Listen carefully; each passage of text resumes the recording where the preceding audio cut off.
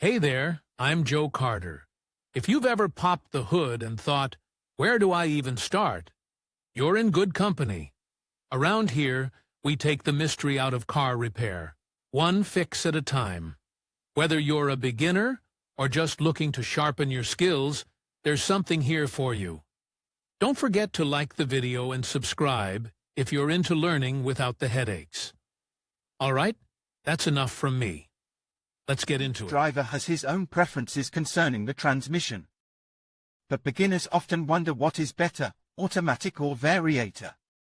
To answer this question, it is necessary to understand the features of these types of boxes. Automatic. Such a name is firmly entrenched for only one type of automatic transmission. More precisely for the hydromechanical planetary box. The so-called robots and electronic gearboxes are not an automatic transmission. The design of the unit consists of a torque converter and directly automatic, planetary gear. The first part is used to shift gears, and the second for the distribution of force. The quality of automatic transmission operation largely depends on their balance. The torque converter consists of 3 wheels. Together they provide the operation of the automatic transmission mechanism. The pump wheel is attached to the housing. The second is the turbine wheel. Between them is located the reactor, stator. It is equipped with a special overrunning clutch. As the pump picks up speed, the clutch brakes the stator. At 3/4 of the maximum speed, it blocks the reactor altogether. This structure is located between the box and the engine, i.e., where the clutch is mounted on the mechanics. In rare cases, all this is assembled in a different way. Then the force on the torque converter is transmitted through a special cardan. The task of the design is to increase torque during acceleration. This is achieved by accumulating energy in the fluid inside the transformer. Also, thanks to certain features, the jolts that occur during shifting are damped. The turbine wheel often slips in relation to the pump wheel. In this way, some power can be lost. The automatic itself consists of planetary gears, friction gears, and overrunning clutches. All this together provides a smooth and complete transmission of force to the wheels. Some versions, Honda, use shafts with gears. That is, it is the same mechanics only with hydraulic shifting that does not require the driver's participation. Also in some versions you can find a brake belt. It equalizes the speed of torsion of different gears during shifting. That is, this type of transmission consists of 2 units. The torque converter, a system of planetary gears control, is carried out with the help of a selector. With its help, you can select the optimal driving mode. Variator. It is more correct to call this type of transmission a continuously variable transmission. The gearshift box is also not such a mechanism. Direct shifting does not occur here. A V-belt transmission is used here. In the simplest version, there are 2 shafts. They are equipped with a special centrifugal regulator. As the revolutions increase, it is compressed. Thus, the diameter of the pulley increases, the efficiency of the transmission also increases. On some heavy vehicles, as well as off-road vehicles intended for operation in difficult conditions, you can meet a chain variator. The principle of its operation is similar to the more common variant. The regulator is set to a certain number of revolutions. When this level is reached, the belt moves smoothly to a more efficient gear. Thus, the increase in efficiency of the box occurs smoothly and without jerks. This increases the engine life considerably. Example of a variator box: how to determine the transmission type.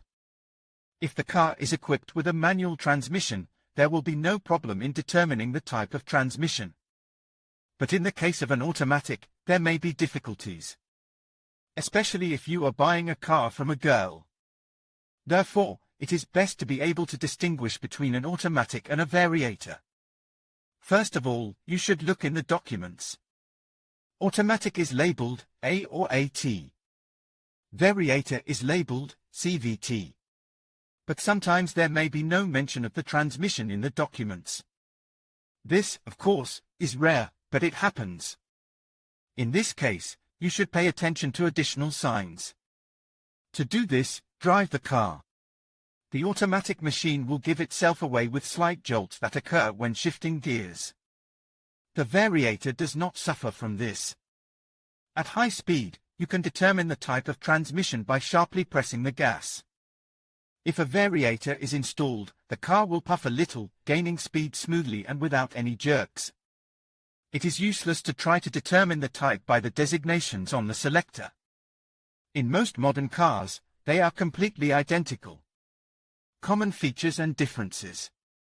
Perhaps the only common feature is the increase in the gear ratio without human participation. But there are many more differences. The main one is the way it shifts. In essence, the variator constantly selects gear ratios based on specific conditions. It does this smoothly. When shifting the automatic, there is a moment when the wheels are not connected to the engine. It lasts for a quarter of a second, but it still feels a jolt. Also, the variator's design is simpler. This makes it cheaper to produce. Comparative features. In fact, for each person, the answer to the question of choice will be different. All people have different tastes and requirements. Therefore, mechanics are still quite popular. To the positive features of the automaton can be attributed comfortable management. This cannot boast of mechanics. But the automatic can be operated without additional efforts and manipulations. There is no need to remember where the gears are. Also, there is no need to be distracted by games with the clutch. If you compare what is better than an automatic transmission or a stepless gearbox on the highway, then of course the automatic is better. It perfectly holds speed even on protracted ascents. Fuel consumption in such cases is much lower. Automatic transmission is configured in such a way that switching occurs at the most appropriate moment. Therefore, the wear of parts is minimal. This allows you to drive many more kilometers without overhaul of the automatic transmission. The minus is increased fuel consumption in urban conditions. It all comes down to the peculiarities of switching the automatic transmission. Here it does not have time to react to constantly changing conditions. As a result, it works in a less economical mode. The next inconvenience of the automatic transmission is better compared with a manual rather than a belt automatic. It consists in the need to change transmission oil quite often. This can cause some inconvenience, especially with a large volume of trips. The undeniable advantage of the variator is its smooth operation. Unlike the automatic transmission, there is no jerking when changing gears.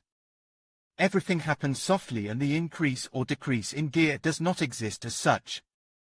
When driving in the city, the variator is more economical. In this it is completely similar to mechanics. It reacts more effectively to changes in load and allows the engine box system to work in the most optimal mode. Since the load on the engine is always completely uniform, its life is significantly increased. The disadvantage is the need to replace the variator belt. Most manufacturers recommend to do it every 100,000 kilometers. The procedure is quite complicated, and not every service center will do it. Also, owners of cars with such a transmission are faced with the selection of oil for replacement. Such transmission grease is quite rare in stores. What to choose? The final answer to the question, what is better, can be given only by specifying the conditions in which the car will be operated. In case of frequent country trips, an automatic is best suited. It is more economical in this case.